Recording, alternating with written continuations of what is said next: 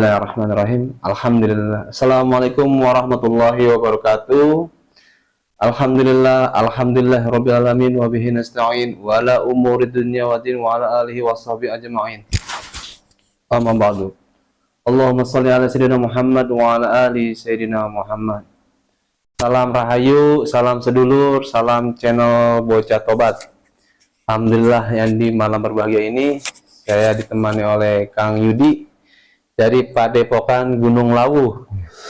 Ya, mungkin para sahabat pencinta Bocah Tobat juga mampir juga ke channelnya Kang Yudi, yaitu Padepokan Gunung Lawu. Ya, sehat Kang? Alhamdulillah. Alhamdulillah.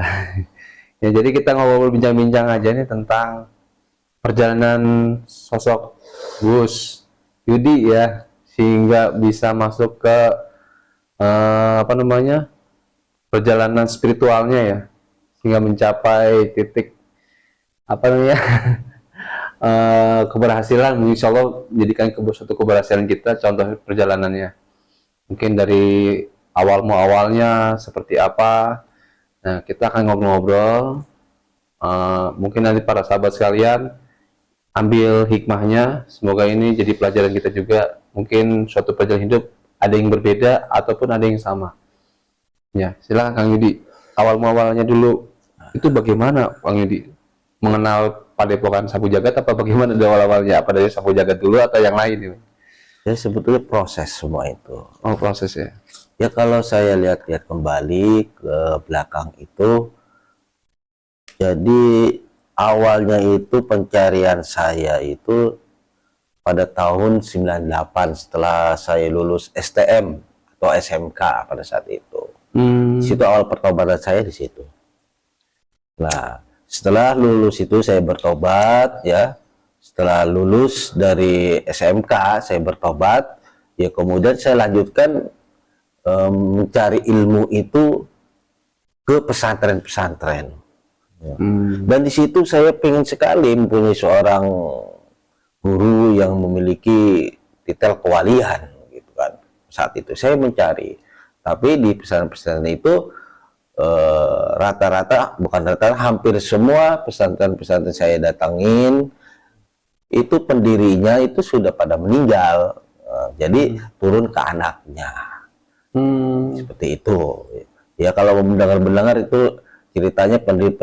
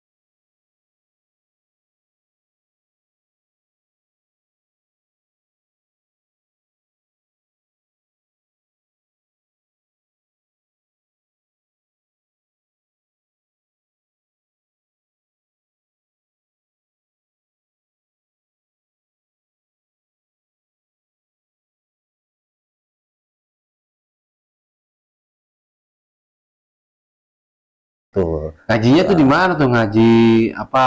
Kan ngaji pengajian banyak ya. Iya.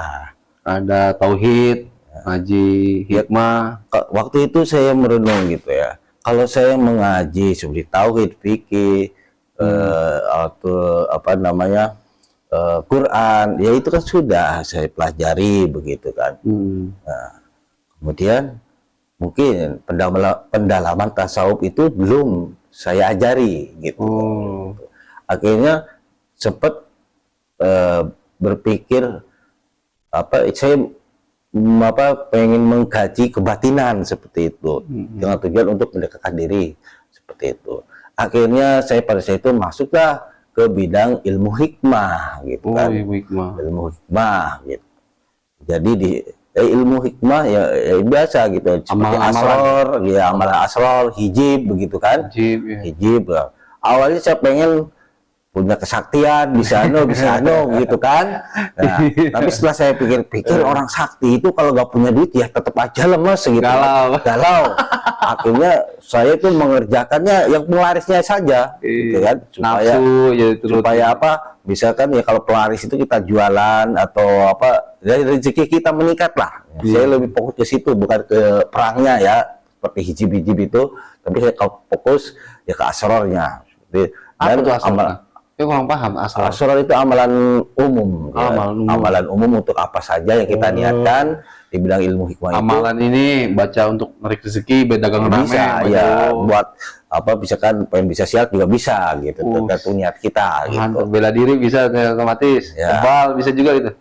Iya kalau tingkatannya tinggi ya gitu. Tapi saya iya.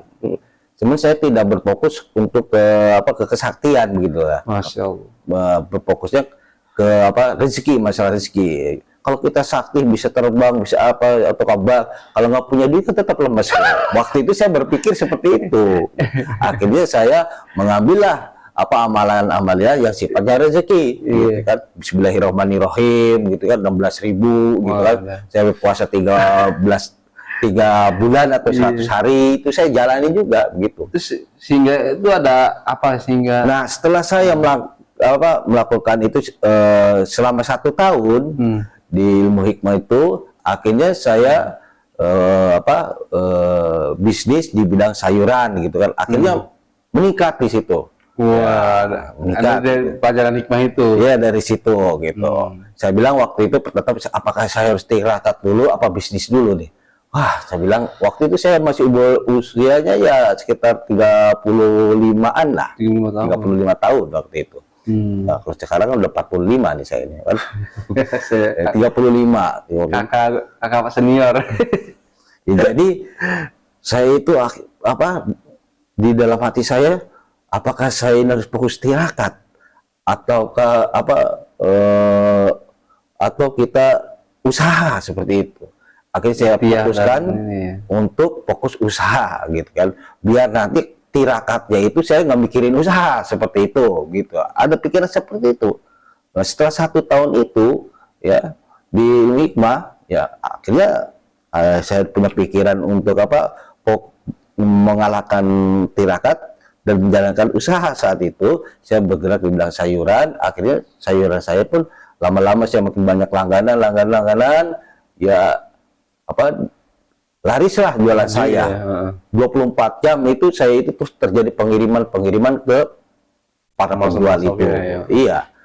Akhirnya lama-lama saya itu jenuh juga begitu kan. Ya, kenapa? Karena setelah dikasih lari itu, masa saya hidup hanya seperti ini, ada kehampaan gitu kan. Iya. Ada kehampaan. Nah, di situ mulai adanya di awal-awal 2015 ada kehampaan. Ya, pas setelah itu di 2015 itu saya mulai merasa hampa, masa hidup harus seperti ini Itu begitu. bisnis lagi kenceng-kencengnya. Iya, lagi kenceng-kencengnya. Masih hampa juga ya. Kenapa? Karena kita itu tidak punya kebahagiaan batiniah. Oh ya, Masya Allah. Ya, kalau misalkan ekonomi, ya kita tercukupi gitu. Tapi masa kita hidup hanya untuk, jadi 24 jam itu bangun tidur kita ingat kerjaan, mau tidur juga ingat kerjaan. Dunia Sampai-sampai kita iya. silaturahmi ini tuh nggak bisa. Tadi kita sudah terikat dunia, ya. kerjaan, Iya. walaupun usaha sendiri, tapi kan kita itu waktu itu saya itu harus mengirim gitu kan sayuran itu ke pelanggan itu sesuai dengan waktu yang ditentukan karena ingin digunakan. Jadi terikat. Hablum minannas terus ya. Iya. Kapan hablum minallah ya. Ya, jadi ya sholat aja hanya sholat tetap saya jalani hanya 5 waktu saja gitu kan. 5 waktu saya jalani. Alhamdulillah masih bisa jalankan ya. Gitu kan. Ya, akhirnya Pak ada titik jenuh mulai 2017 lagi ya. Nah, di situ saya itu mendengar tentang cerita-cerita dari ustadz-ustadz akhir zaman. Wah, siapa tuh saat itu? Ya, pertama yang saya dengar itu ceramahnya. Jadi kalau saya mendengar ceramah itu saya besarkan biar keluarga itu mendengarkan seperti itu. Jadi sekalian menasihati keluarga, kan? Yang pertama itu Ustadz dari Padang itu Zulkifli. Nah, maka cerita akhir zaman. Iya. Nah, setelah itu kesininya ada Ustadz Rahmat Baikuni. Nah, kemudian setelah itu saya itu lagi dengar tentang masalah Toriko gitu kan dari Buya Uci ya singkat aja seperti itu ya. Buya Uci yang sudah almarhum Buya Uci, dia banyak cerita tentang Toriko. Kemudian saya dibangkitkan kembali gitu tentang Toriko. Wah, ini Toriko itu ajaran sesuai dengan agama kita gitu kan. Nah, jadi bukan ajaran sesat gitu kan. Nah, di situ saya sering mendengarkan seperti biasa, suaranya itu saya keraskan, saya kencangkan gitu kan, suara HP itu melalui Bluetooth itu, jadi biar yang lain anak dan istri saya mendengarkan seperti itu. Iya, biasa ikut mendengarkan, memahami juga seperti itu.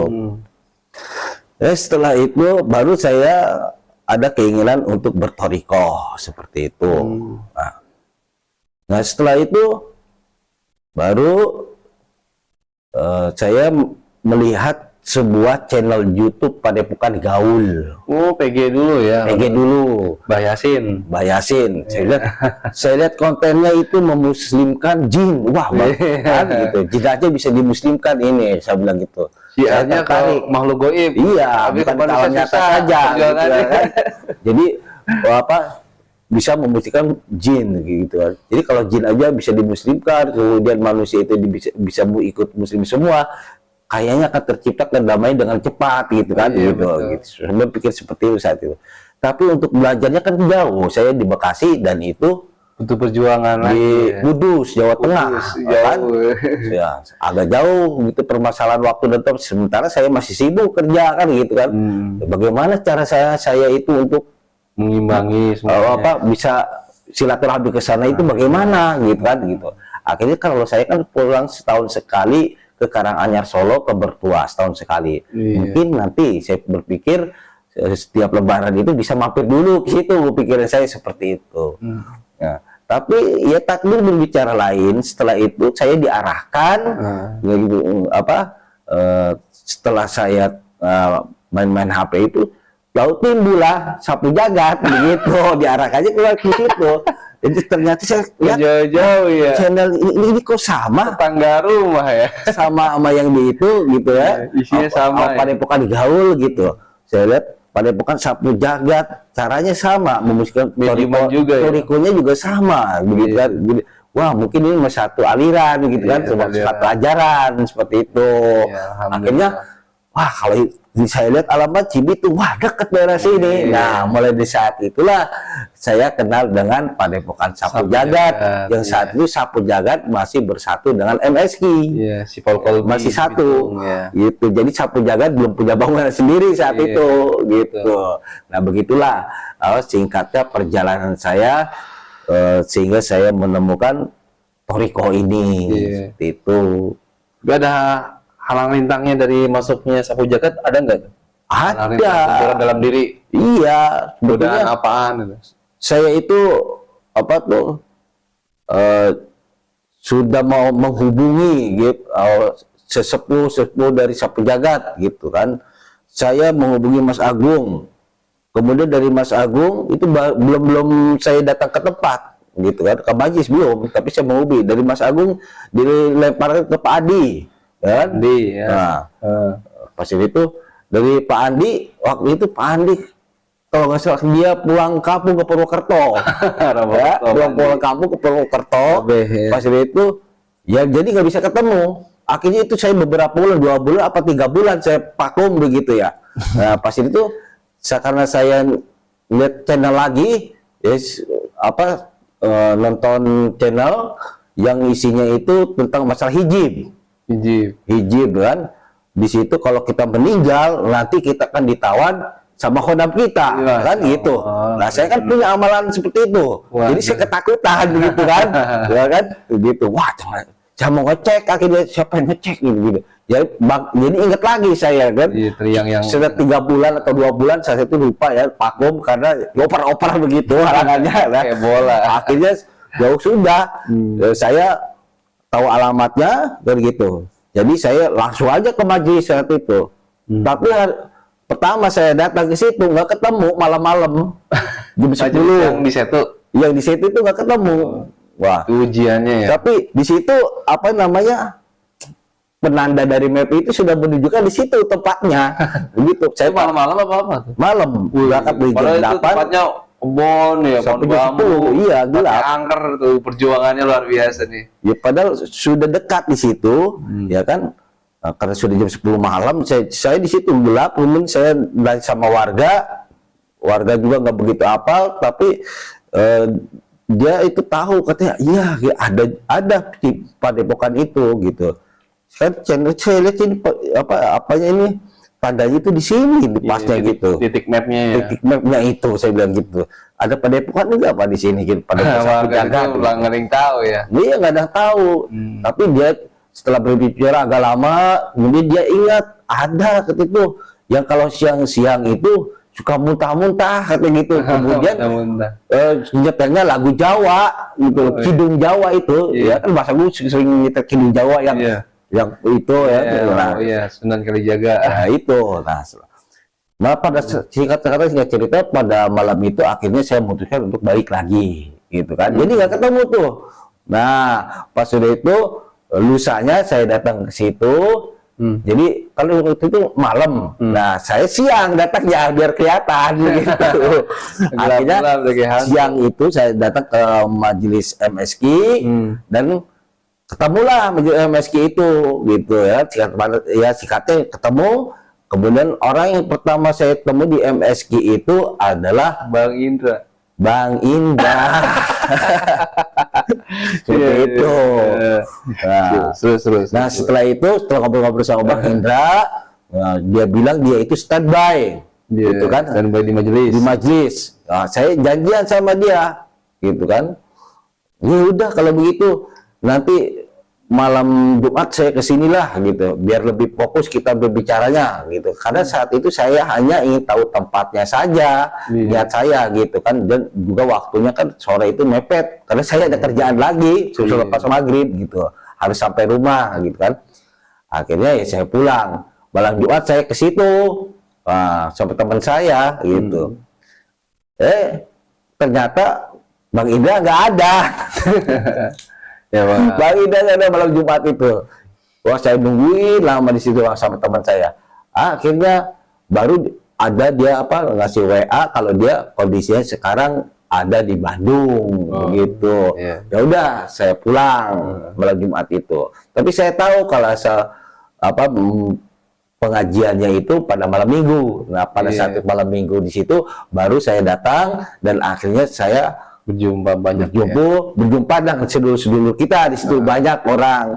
Nah kemudian saya minta setelah saya wakiahan gitu kan dan ruqyah, saya minta kepada Mas Hamdani saat itu Sang Jawa untuk dimediumisasi dan dicek apakah keilmuan saya ini benar atau tidak lah gitu saat itu. Ternyata setelah dicek ya akhirnya adalah perjanjian dan khodam. Nah mulai dari saat itu akhirnya saya bertobat, menjalankan tobat dan menjalankan amaliyah sampai sekarang saat ini.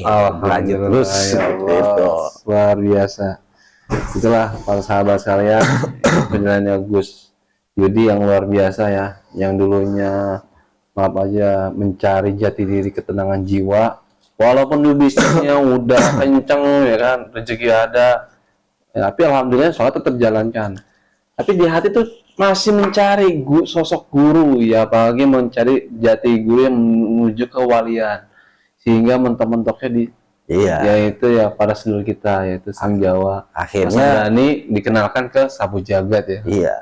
Sampai menjalankan mandi tobat.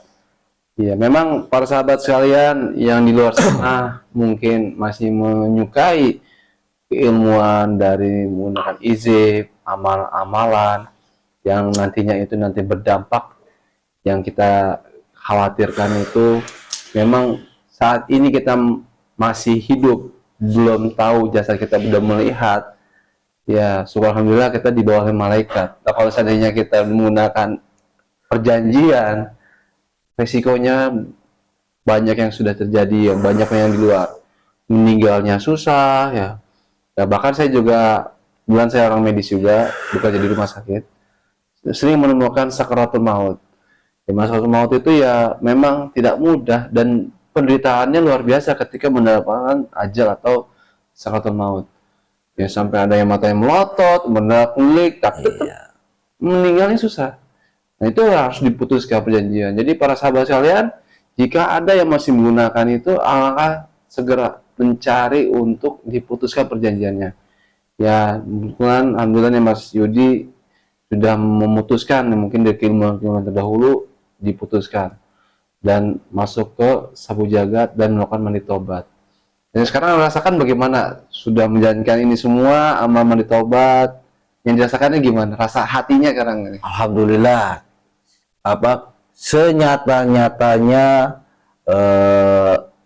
senyata-nyatanya kita hidup itu untuk apa, tujuan kita itu untuk apa, sekarang sudah terbuka jelas. Dan keinginan saya untuk menemui seorang guru yang memiliki titel kewalian kepada Allah juga sudah terpenuhi. Alhamdulillah. Seperti itu. Jiwa gimana? Tenang, lebih tenang mengenai dulu. Tentu, jiwa lebih tenang. Lebih banyak bertawakal kepada Allah, ya, karena dengan menjalankan amalia itu jadi amalia itu langsung otomatis mendidik kita, gitu. Jadi amalia itu seolah-olah menjaga kita dan mendidik kita lebih bertawakal kepada Allah, bukan kitanya yang pengen tawakal. Nah, susah kalau kita pengen tawakal, sabar, kita susah. Hanya ucapan tapi prakteknya ya. Tapi dengan menjaga amalia itu, dengan sendirinya amalia itu mendidik kita menjadi bertawakal, bersabar, dan lain-lain. Yang dijalankan oleh Gus Yudi ini ngajinya bukan ngaji kuping, artinya ngaji praktek. Sehingga walaupun tawakal tuh nggak hanya ucapan, tapi tawakal langsung secara benar-benar dipraktikkan sehari-hari. Dan merasakannya sendiri ya, beliau sekarang lebih tenang, ibadah sholatnya. Ya mungkin para saudara sekalian, ya semuanya kebenaran mutlak milik Allah, dan sebagai kita manusia adalah mencari diri kita untuk ibadah kita menyambung sanad silsilah itu jelas ke Kanjeng Rasulullah. Ya mungkin kita bukan merasa tapi diri kita sendiri yang merasakan, bukan orang lain yang, tapi diri kita yang menikmati. Itu saja kali Kang ya. Jalannya ada lagi Kang? Kalau suatu amalia itu bersanad, ngepeknya itu ke diri sendiri, jadi kita bisa merasakan. Semakin kita melaksanakan amalia yang bersanad, ketenangan itu semakin tercipta, ketentraman dan pandangan hidup itu kita jelas, langkahnya itu semakin terlihat. Tapi kalau sebaliknya kita mengamalkan walaupun dari Al-Quran atau hadis atau doa gitu kan, tapi malah sebaliknya kita masih punya sifat marah, kemudian ngoyo terhadap dunia, gitu ya, kaki jadi kepala, kepala jadi kaki, masih sensitif ya. Berarti itu tandanya amalia yang kita laksanakan itu tidak bersanad. Boleh pertanyakan mungkin kali ya, sahabat. Kenapa? Ya karena kan kalau yang bersanad itu ada cahaya itu adalah malaikat. yang menyampaikan amaliah kita kepada Allah. Seperti itu. Dan tandanya cahaya itu kita terasa sejuk, nyaman, dan tentram. Makanya kan di dalam Al-Quran kan ada. Berzikirlah kamu. Karena sesungguhnya dengan berzikir itu dapat menenteramkan hati. Ala bidzikrillah tatmainnul qulub. Jadi gitu kan? Nah, masa Allah bohong begitu. Tapi kita berzikir apa dengan doa, sholawat, malah kita itu panas, emosi timbul. Kalau istri marah kita nggak mau mengalah, malah tambah ini marah kan tambah kenceng. Berarti nggak ada efeknya jikiran-jikiran kita alami, malah tambah panas. Berarti sumbernya itu bukan dari cahaya, malah sebaliknya. Malah ditipu ya. Nah, itu merasa dirinya seperti itu. Merasa ini udah jalan bener, bakal ini malah risiko malah hati kita merasa resah, gelisah, susah, payah. Emangnya Allah itu bikin kita susah, bikin kita pusing kan? Tidak. Terus kenapa kita terjadi seperti itu padahal kita berzikir? Berarti bukan kemasukan malaikat itu yang itu sifatnya cahaya gitu kan, sifatnya cahaya itu, tapi justru sebaliknya mungkin. Kenapa ya? Karena tadi ya karena tidak bersanad menyambung ke Rasulnya. Seperti itu. Alhamdulillah, ini luar biasa komunikasi ini, pembicaraan ini sangat-sangat, artinya makna hidup kita tuh bisa ketemu titik terangnya ya. Mungkin teman-teman atau sahabat-sahabat mencari ketenangannya sosok guru ya, karena kita bukan berarti kita tuh ngajinya tuh bukan ngaji telinga atau hanya, tapi kita benar-benar dibimbing secara batinnya dan rohaninya dengan secara praktik ya. Itu mungkin itu aja kali Kang ya. Iya. Tonton terus tonton kami, jangan lupa like dan komen, dan juga mampir ke Padepokan Gunung Lawu ya. Gunung Lawu ini channelnya Kang Yudi ya.